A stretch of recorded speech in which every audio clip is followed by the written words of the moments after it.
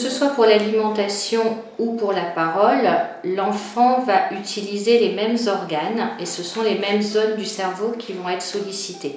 Il va falloir qu'il apprenne à avoir une motricité au niveau de la bouche, une motricité au niveau de la langue, au niveau de la respiration et de la coordination.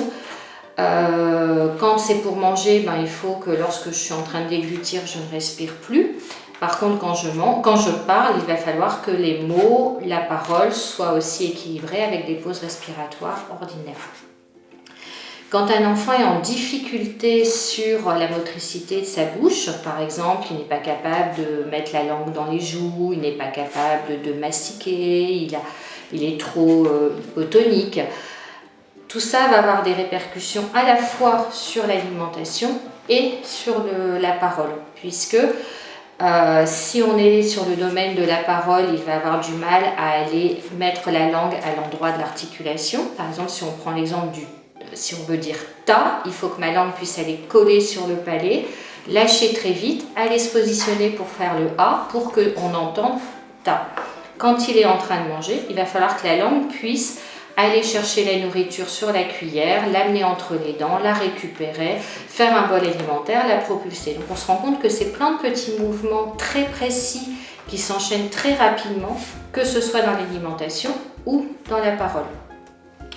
En plus, toute la zone orofaciale, donc la bouche, la langue, le larynx, tout ça va aussi se construire en fonction de la découverte des aliments, de la façon de téter, et ça va préparer la cavité orale qui va permettre aussi la résonance des sons, etc. pour pouvoir avoir une parole claire en grandissant.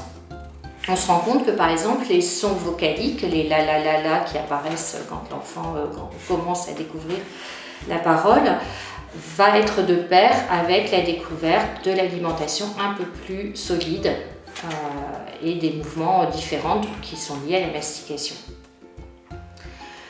Sur le plan du langage, on va avoir aussi des liens puisque, alors quand je parle de langage, je parle de développement du lexique, développement de la structure de la phrase, comment on s'organise pour donner un message.